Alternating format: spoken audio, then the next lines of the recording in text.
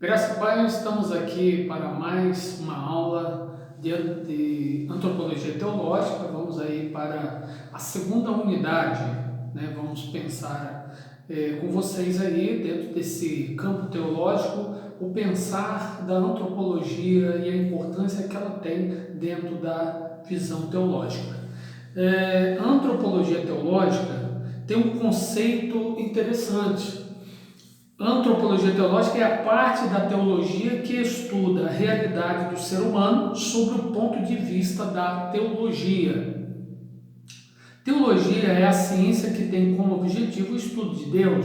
Né? Teo é Deusologia, é estudo sobre Deus, por meio da sua revelação e da fé. Né? Não entra aqui em questão, dentro da visão liberal, que Deus é esse e tal. Não é o nosso caso aqui. Nós diretamente estamos aqui dentro da visão da teologia bíblica, e a teologia estuda sobre Deus.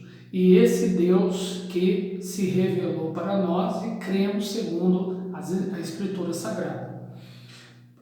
De forma objetiva, conceituar a antropologia teológica como estudo da origem do homem, sua natureza, sua relação com o ser supremo, a partir do ponto de vista bíblico e a partir da premissa do ser humano como a imagem e a semelhança de Deus. Então, nós temos várias interpretações, várias discussões sobre esse ponto de vista aqui, sobre esse tema, imagem e semelhança de Deus, mas vamos aqui trazer também a nossa análise segundo a proposta apresentada para os alunos, e dentro dessa questão podemos afirmar de que a Bíblia, a palavra de Deus, nos afirma que nós fomos feitos à imagem e à semelhança de Deus.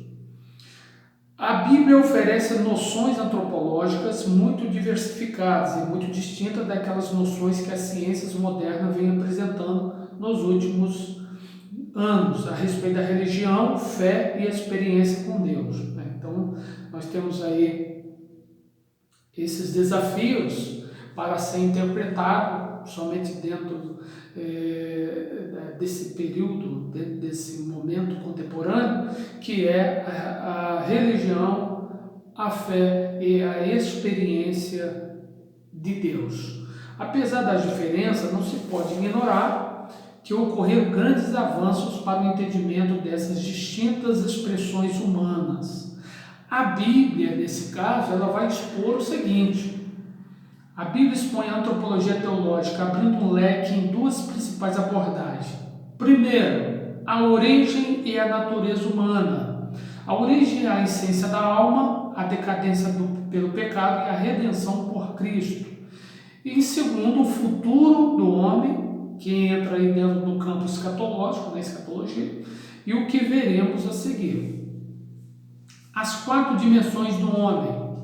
Segundo a psicologia, para compreender o ser humano de forma ampla, devemos estudá-lo como ser biológico ou biopsicossocial e psicológico-social. São essas duas frentes. O homem também é estudado personalidade em seus múltiplos aspectos e também os comportamentos explícitos e implícitos resultantes, ou seja, a manifestação exterior da personalidade. As dimensões biológicas criadas por Deus, seria um outro tema.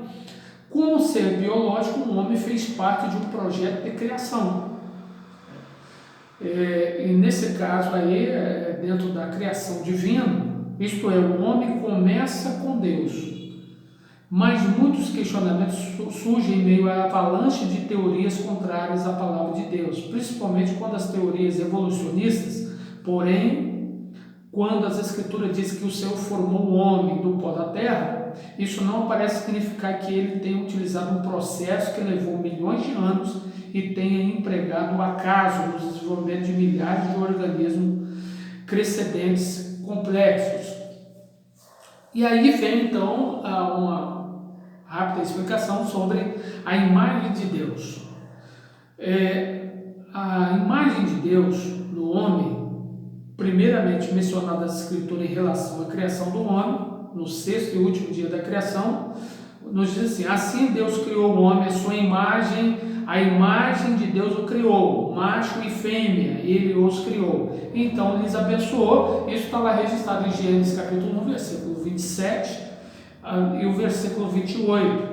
Alguns pensam que isso consiste meramente no domínio sobre as Escrituras, mas tal interpretação é severamente restritiva. Quer dizer muito mais que isso.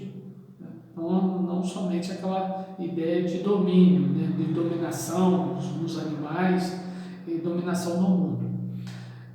A imagem de Deus no homem é basicamente moral e espiritual, isto é, indicada em Colossenses capítulo 3, versículo 10, nos diz: e vos revestiste do novo homem, que se renova para o conhecimento, segundo a imagem daquele que os criou. Em conjunção, podemos adicionar Efésios, né, podemos fazer aí uma junção com Efésios capítulo 4, versículo 24, e vos revistais do novo homem, que segundo a Deus é criação em verdadeira justiça e santidade. Como originalmente criado, o homem foi dotado com conhecimento. O homem foi dotado de conhecimento, de justiça e santidade. Então nós temos aí três frentes. O homem foi dotado, segundo a criação, tanto dentro da área da justiça e da santidade. Como originalmente criado, o homem foi dotado com conhecimento.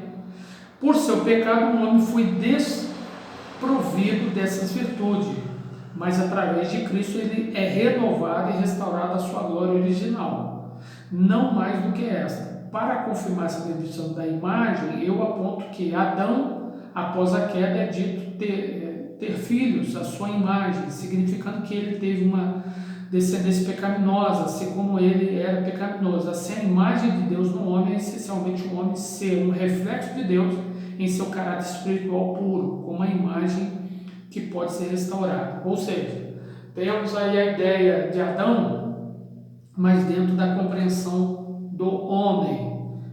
Natureza, quando falamos natureza pecaminosa, então logo se reverte a Adão. Mas quando fala sobre restauração, quando fala sobre a imagem de Deus, então logo a restauração que veio através do seu Filho Jesus, o nosso Salvador.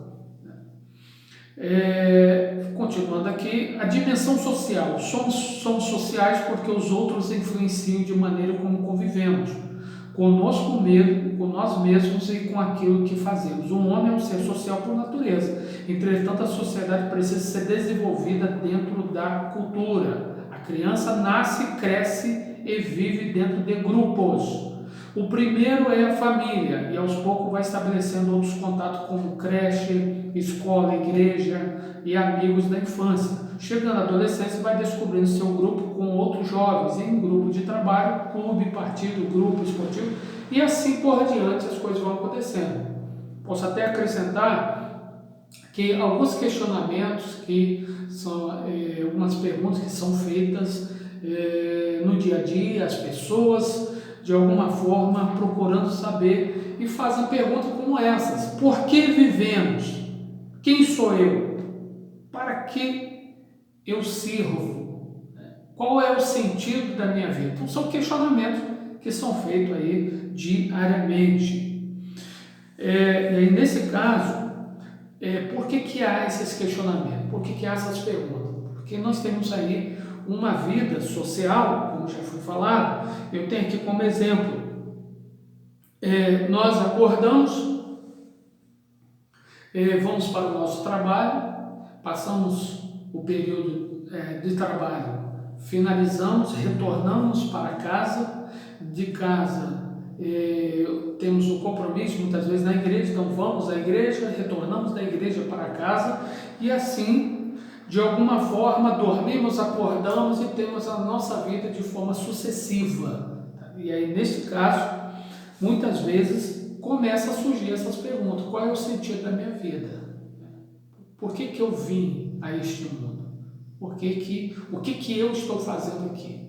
Então, muitas vezes, esses questionamentos eles acontecem. Por mais que nós saibamos,